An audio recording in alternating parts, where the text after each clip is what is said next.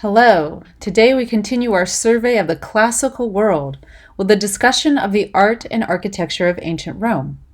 The map here shows the extent to which ancient Rome stretched at the height of its empire, ranging from the Mediterranean all the way north through what is now continental Europe and the British Isles. There are two phases of ancient Rome, the Roman Republic and the Roman Empire, both centered in the capital city of Rome in the center of the Italian peninsula. Rome was originally just one of several city-states in the Italian peninsula, similar to the way that Greece was composed of many independent city-states.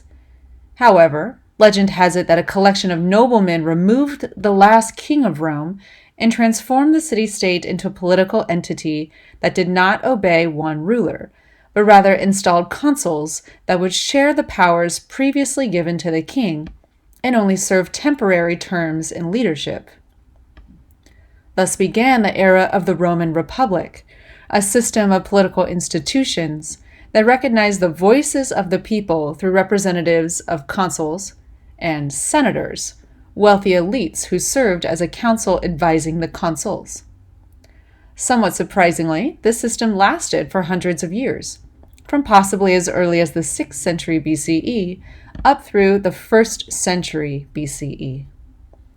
The art and architecture we will concentrate on here today come from the time of the Roman Empire, when the Roman Republic was declared dissolved and political leadership centered on the singular emperors.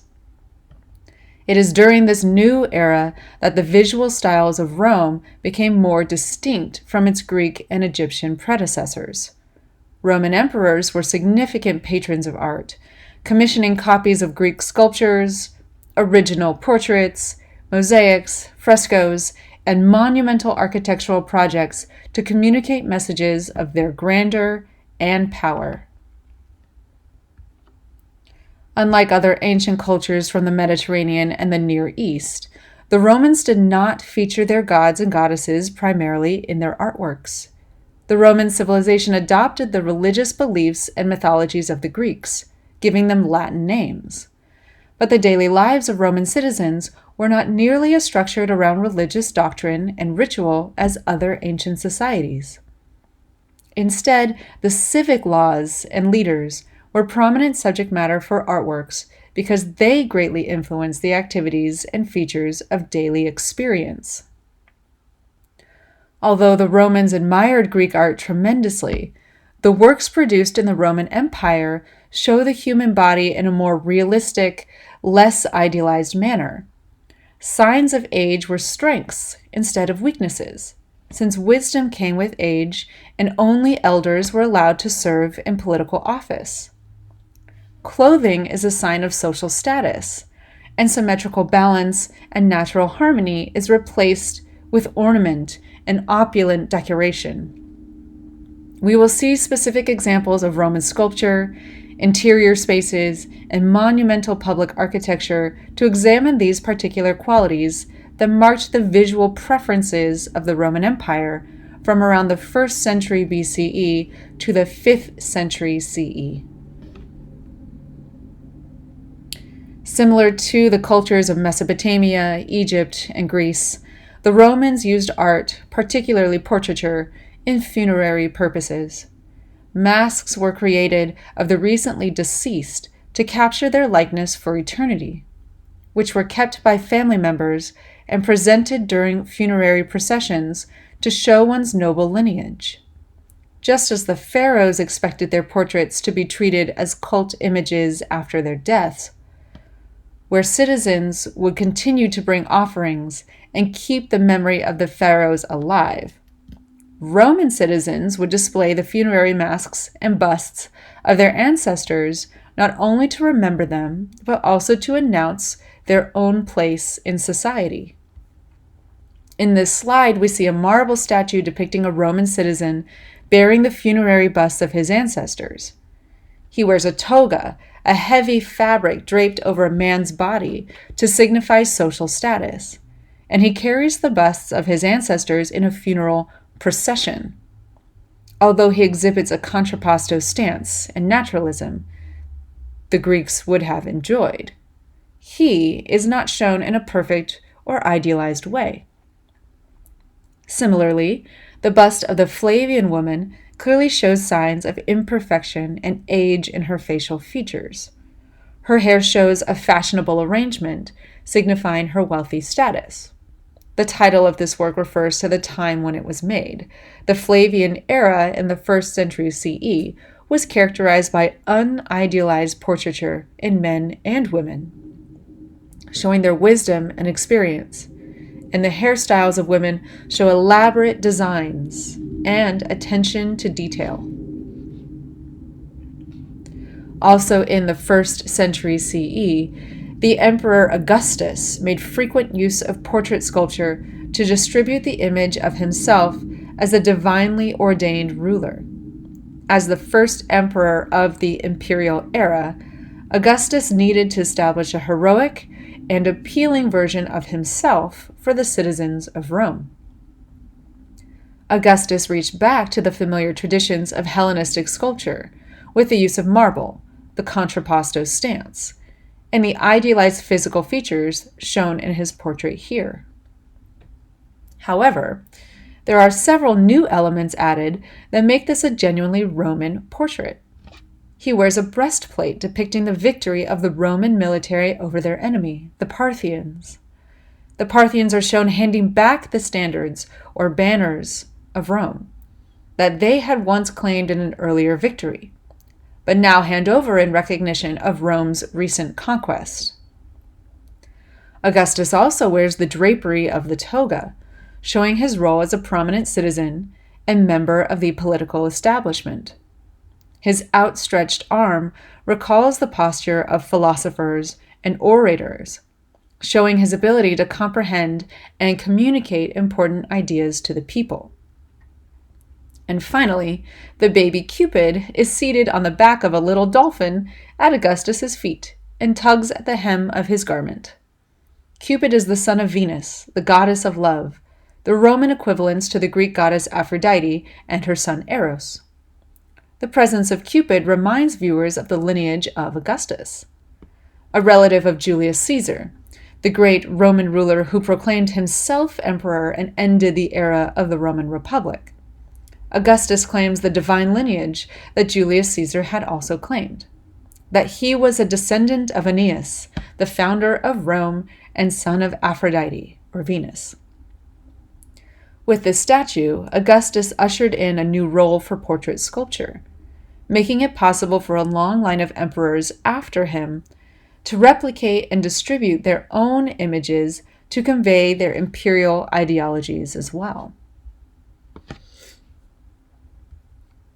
We venture outside of the capital city to see how the rich and famous of Roman Empire lived. Pompeii was a wealthy resort town on the southern coast of Italy, near Naples. The town was prosperous, with theaters, gymnasiums, villas, public baths, and an amphitheater to entertain the thousands of residents. These residents commissioned decorations for their homes and public buildings in the form of mosaics, sculpture, and wall paintings, creating a colorful and beautiful visual experience all around. Pompeii was buried and forgotten for over 1,500 years because it was destroyed by the mounds of volcanic ash that spewed from nearby Mount Vesuvius when it erupted in August of 79 CE. As a result, it has been remarkably well preserved and tells an informative story about life in the Roman Empire at the end of the 1st century CE. One of the astonishing styles of wall paintings still intact continues to baffle art historians to this day. In a chamber called Room 5, within a large residence called the Villa of Mysteries, a long cycle of wall paintings depicts a series of actions involving what is believed to be an initiation rite for the cult of Dionysus, the god of wine and revelry. These wall paintings are fresco, meaning they are painted on fresh plaster and become a permanent feature of the wall upon drying. Though painted on a flat surface, the creation of illusionistic space is impressive. The figures seem to occupy real space and carry real weight and volume as well. A veiled woman at the far left may begin the process and is perhaps shown again seated in the center, participating in some form of washing or purifying step. It is unclear what all of the figures are doing, but their physical and emotional states do seem to be communicated. The barely draped male figure to the right of the seated woman appears barely able to stand, perhaps drunk from too much wine during the initiation. As our gaze moves to the right, though, we arrive at a woman who appears to be coming towards us and looking quite disturbed, with her frightened face and startled gestures framed in the flowing dark fabric behind her. Let's take a closer look at the center of the scene. We can see the gorgeous portrayal of realistic textures as the colors and lines distinguish the patterns of what appears to be a marble floor from the folds of the softer drapery in the people's garments. This portion of the wall shows an intentional balance between the figures on the right and the figures on the left. And the highly saturated yellows and purples, reds and greens create combinations of complementary colors that intensify their visual effects. Behind the nude male figure, who seems to be propping himself up with a pillar and possibly playing a small harp-like instrument, a woman in purple pours something from a small urn into a basin at the right hand of the seated woman. The woman at the left holds the table as the seated woman lifts a piece of fabric. What that fabric reveals and what is poured in the basin are mysteries, only known to the seated woman who coyly looks at us over her shoulder, curious as to whether we can see what she sees. Though we may still wonder about the content and meaning of these frescoes, their beauty and artistic achievement are abundantly clear. We finish by returning to Rome to see a sample of the building projects and styles that made the capital of the empire worthy of its preeminent status. Like Pompeii, Rome had theaters, racetracks, public marketplaces, temples, villas, and more. This is an artist's reconstruction of what Rome would have looked like at its imperial height around the 2nd century CE. Monumental structures dominate the landscape inside the city walls, framed by the Tiber River. We have the Circus Maximus to the left, the largest racetrack for one of Rome's favorite spectator sports, chariot racing. We also have the Colosseum to the right, Rome's huge arena that could accommodate the entire population within its walls. And in the center, we have the Imperial Forum, a collection of temples and civic buildings where the important political decisions and administrative functions would take place. Located within the Imperial Forum, the Basilica Oppia was a large civic building used for a variety of purposes. Only its columns exist today, but it was once a long rectangular building supported by tall columns of the Corinthian order and topped with a coffered roof, a roof with portions cut out in geometric shapes that lightened the load of the roof by removing material. Built in what is designated the Forum of Trajan, or the portion of the large imperial forum added under Emperor Trajan. It was the dominating structure of the final phase of forum construction, known to be the most decadent phase as well. This massive building was the site of official business, and the design of the basilica became synonymous with the most important public affairs and activities in the city. Romans built upon the architectural and engineering achievements of the Greeks with their construction of temples, but they added an important element that would allow them to build much taller than before. The round arch, seen at the top of this graphic, helped distribute the weight of the stone outwards and downwards, with the strength of the piers and the tension balanced precisely in the center of the arch by an important block called the keystone. With these features in place, additional layers could be added upwards, since the weight of the additional layers would be correctly distributed in a way that would not cause it to collapse in on itself. The Romans also made use of the vaults, which are essentially extended arches. The barrel vault on the bottom left is a series of arches to create a wider stretch, and the groin vault on the bottom right is the intersection of two barrel vaults pointed in perpendicular directions. The Colosseum is arguably the grandest architectural achievement in Rome, and makes excellent use of the arches and vaults. What's more, it also makes use of a convenient and crucial material utilized by the Romans: concrete. With a plethora of volcanic sand on the coasts of Italy, Romans mixed this natural material with lime and water to create an extremely strong, hard, fast-drying, adhesive material that was also quite easy to produce and apply. With this material and the use of arches and vaults, emperors could order building campaigns that previous generations could never have attempted. This bird's-eye view of the Colosseum offers a glimpse into its most impressive features. This huge arena created stadium seating, with tiers of seats rising upwards, supported by rows of arches. The emperor and other wealthy citizens would be seated closest to the floor, and the poorer citizens would be seated up top, with the women relegated to the uppermost area. You can see the many maze-like chambers that would have been hidden under the floor below in the center, where wild animals, gladiators, performers, and political or religious prisoners would be kept before being thrust upwards on stage through a complex series of elevators and trapdoors.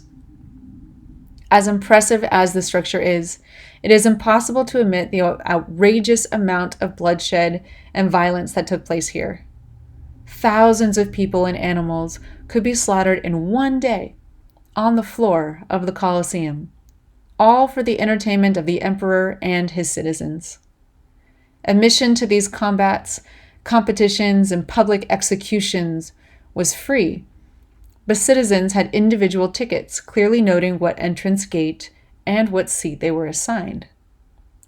Violent spectacle was an organized institution under Imperial Rome. A closer view of the exterior and interior hallways of the Colosseum reveal its architectural achievements. On the outside, the bottom row of columns displays the Doric order, the middle row displays the Ionic order, and the top row displays the Corinthian order, a visual representation of the Greek influence and the Roman advancements in building techniques. The hallways and aisles inside the Colosseum allowed for orderly movement of people in and out of the building underneath giant groin vaults, seen here on the right. The massive concrete piers are easily strong enough to hold the weight of the layers above. Although the violence and killing in the Colosseum ended long ago, its walls still remain as a haunting reminder of the surprising combination of engineering progress and moral depravity that characterized Imperial Rome. Our final monument is the Pantheon. Built on the site of an earlier temple constructed by Marcus Agrippa, the Pantheon was designed to be a temple to all the gods. It was originally surrounded by a walled colonnade, and the ground was much lower than it is today, so visitors would approach the entrance to the Pantheon from below, unable to see the forms beyond the facade. Visitors would get the impression that they were approaching a standard temple built in the manner of classical Greece. But as they walked past the massive marble pillars with Corinthian capitals, they would begin to notice the surprising qualities of the building before them. Once inside, visitors are presented a surprising sight: a round temple with a dome. This achievement was only made possible with concrete. The solid material forms a thick supporting wall that allows the dome to rise so high. An oculus at the top opens to the heavens, allowing the movements of the sun to be traced along the interior walls, giving the impression that visitors are viewing the workings of the gods above them. The coffered ceiling recalls the ceiling of the Basilica Oppia and lightens the load of the dome upon the concrete walls below. Marble veneer, or surfaces, cover the floor and the walls, showing off the colorful geometric patterns that recall the precision and perfection seen in the measurements calculated by the Greeks. The marble itself comes from Egypt, reminding visitors of Rome's military victory over the Greek and Egyptian civilizations. The niches, or cutouts, along the walls once held statues to the various gods and goddesses of the Roman pantheon, but have since been replaced with Christian religious figures since the pantheon was converted into a Catholic church in the 7th century CE. Technically, the pantheon still functions as a Catholic church, and the famous Renaissance artist Raphael is buried within, per his request. Not all monuments in ancient Rome were meant to intimidate or entertain with the power of the law, shown through the authority of the emperor. As the Pantheon reveals, Roman citizens could also be transformed by religious architecture, provoking feelings of awe and humility in even the most experienced Roman statesmen. This concludes our lecture on ancient Rome.